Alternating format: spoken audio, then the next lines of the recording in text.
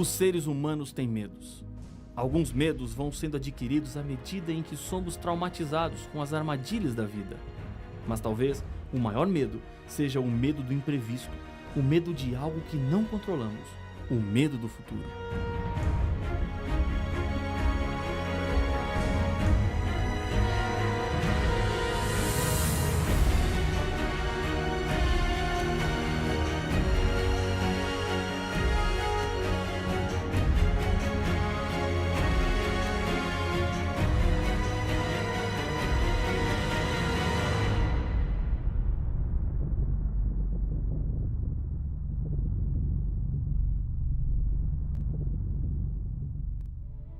Quando o Apocalipse fala do futuro, ele se torna um livro enigmático. Algumas pessoas que têm a Bíblia nunca abriram no livro do Apocalipse, simplesmente por ter medo daquilo que possam encontrar.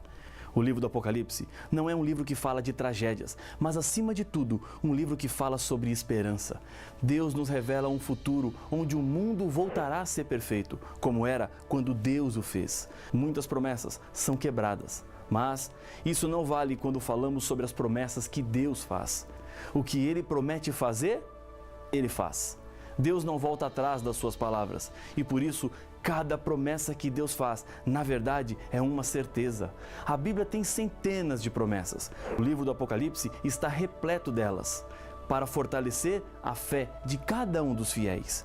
Em meio ao drama do conflito entre o bem e o mal neste mundo, Deus revela o alívio de sua graça através destas promessas que estão espalhadas em todo o livro do Apocalipse. São promessas que expressam o amor, a compreensão e o poder restaurador de Deus. Há também promessas chamadas de negativas, porque revelam o lado de justiça de Deus.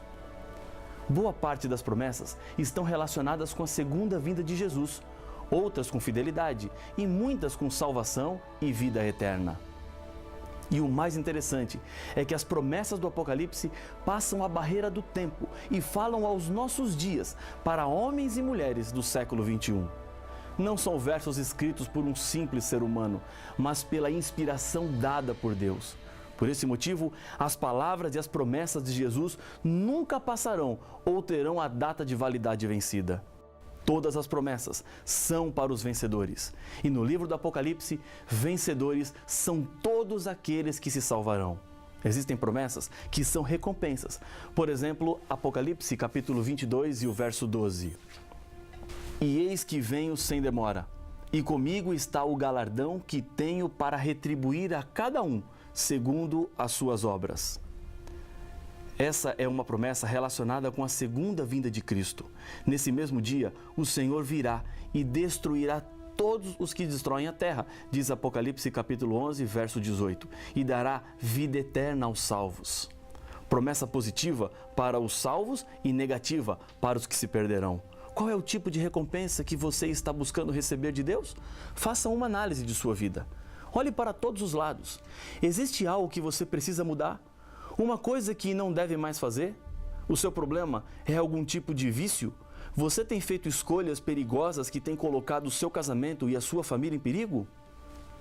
Lembre-se que hoje é o momento em que Deus quer entrar em sua vida. Esse estudo chegou até as suas mãos porque Deus quer falar contigo. Ele está chamando a sua atenção para aquilo que está escrito na Bíblia.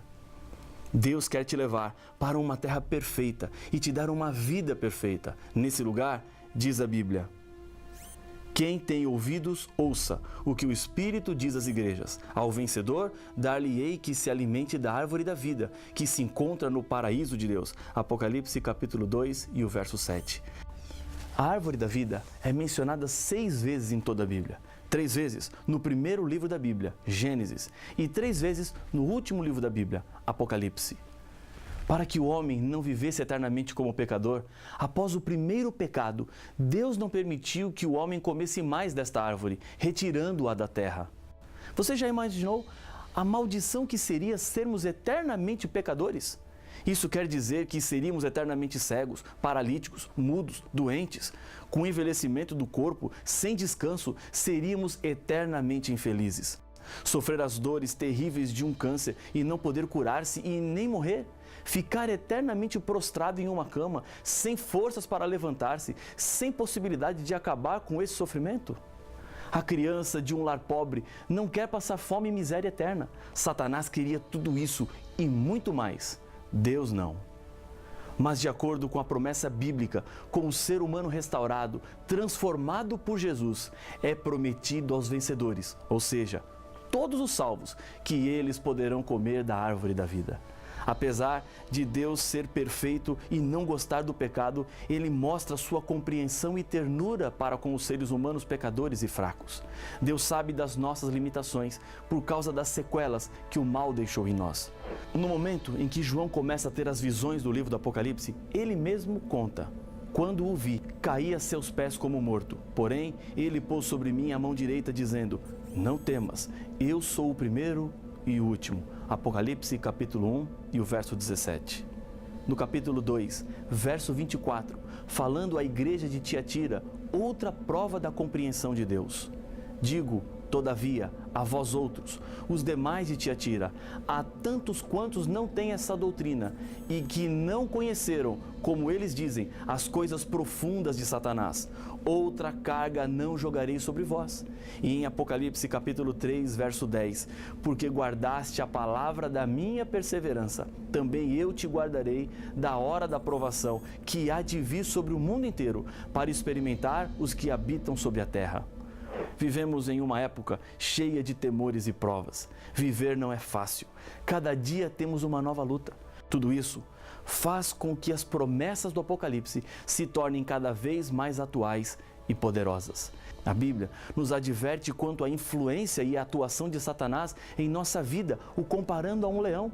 Em 1 Pedro, capítulo 5, versos 8 e 9, encontramos que: sede sóbrios e vigilantes. O diabo, vosso adversário, anda em derredor, como o leão que ruge, procurando alguém para devorar.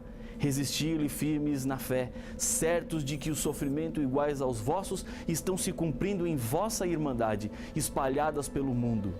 Na sua luta contra Deus, o diabo está preocupado em destruir tudo que pertence a ele, incluindo a natureza e as criaturas.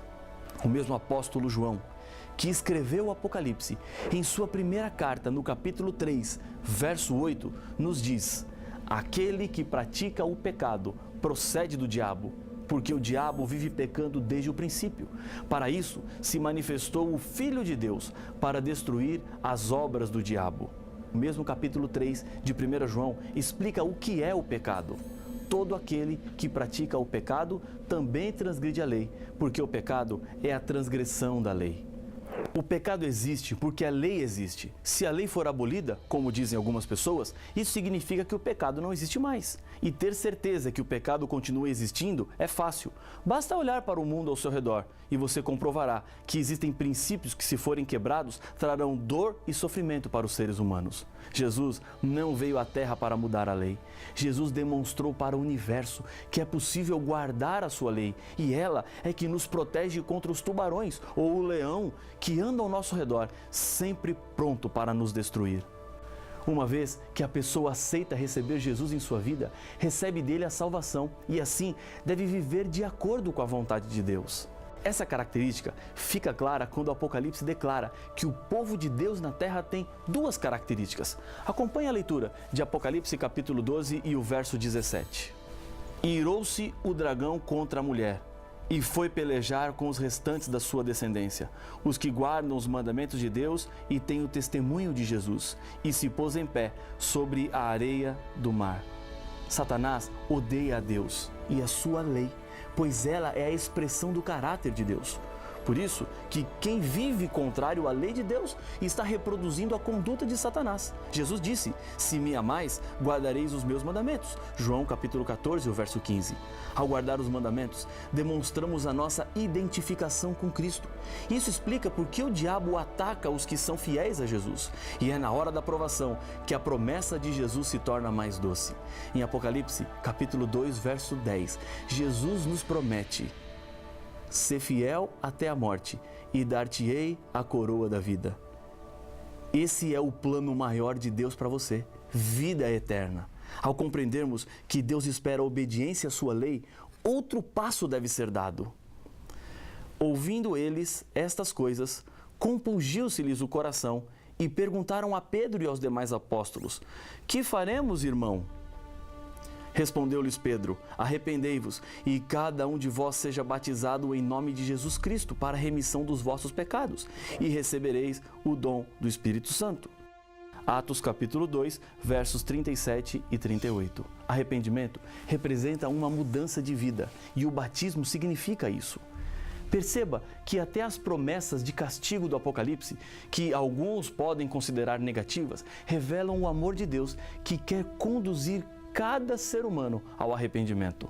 As repreensões e castigos prometidos por Deus têm como objetivo corrigir e curar, porque Ele nos ama e sabe que sem arrependimento não pode haver perdão.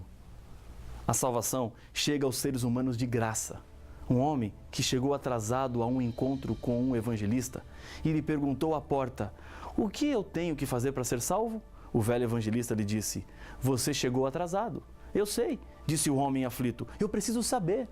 Eu já lhe disse, você chegou atrasado, mas não foram alguns minutos, e sim 2000 anos, porque o que tinha que ser feito para a sua salvação já foi feito na cruz. No final do livro do Apocalipse, encontramos um convite. O Espírito e a noiva dizem: vem. Aquele que ouve, diga: vem. E aquele que tem sede, venha. E quem quiser, receba de graça a água da vida. Apocalipse capítulo 22, verso 17. A justiça de Jesus, que é colocada sobre cada ser humano que não é justo, é representada no Apocalipse por roupas e vestimentas. Os que acompanham Jesus estão vestidos de roupas brancas que foram lavadas no sangue de Jesus. Aqui, a figura de linguagem demonstra que apenas através do sangue de Jesus, os salvos têm o direito de usarem uma roupa que representa pureza. Arrependimento e fé devem ser acompanhados de mudança. Em Atos, capítulo 3, verso 19, encontramos: arrependei-vos, pois, e convertei-vos, para serem cancelados os vossos pecados. A paciência de Deus tem limites. Se não há conversão, terá de haver punição. O livro do Apocalipse nos diz de 7 pragas que cairão sobre o mundo, e nem assim todas as pessoas se arrependerão dos seus pecados. Jesus nos afirma: quem tem ouvidos, ouça o que o Espírito diz às igrejas. O vencedor, de modo nenhum, sofrerá dano da segunda morte. Apocalipse capítulo 2, verso 11. Acredito que o amor de Deus entrou tanto em nossa vida que o mínimo que podemos fazer é permitir que nossa mente e o coração fiquem em direção ao céu, traduzido em doce melodia de obediência. E é isso que o Senhor espera de nós. É uma resposta de amor pelo grande amor que Ele tem por cada ser humano. Um dia, Jesus se encontrou com um jovem cheio de riquezas. Ele queria ser salvo e Jesus lhe disse: se queres, porém, entrar na vida, guarda os mandamentos. Mateus capítulo 19, o verso 17. A consequência da salvação é a obediência e a motivação da obediência é a salvação. O Apocalipse revela que o código moral no qual os que foram salvos pela graça devem obedecer é a lei dos 10 mandamentos. Os apelos bíblicos e as promessas estão mostrando a você que Deus lhe chama para ser um filho obediente e andar nos caminhos da Bíblia e dos 10 mandamentos. Por que você não decide agora qual caminho vai seguir? Faça nesse momento um acerto com Deus. Decida viver feliz e em paz com Deus. Isso fará toda a diferença em sua vida. Se essa é a sua decisão, se esse é o seu desejo, ore comigo. Senhor, nós te louvamos pelo privilégio que estamos tendo de estudar a Tua Palavra. Obrigado pelas promessas que o Senhor nos faz, promessas de vida, promessas de salvação. Aceita a nossa decisão, toma conta do nosso coração e nos transforma para o dia do grande encontro, quando o Senhor voltar a este mundo, em nome de Jesus. Amém. Dentre as muitas figuras do Apocalipse, os 7 selos é uma das profecias que mais alimentam a imaginação das pessoas com relação ao fim do mundo. Morte, sangue, espada, fome, pestes. Estas são expressões usadas no contexto dos 7 selos. Mas afinal, o que representam os 7 selos do Apocalipse? Estes selos só trarão desgraça para o nosso mundo? E quando isso acontecerá? Não perca o próximo episódio de Apocalipse, o fim revelado.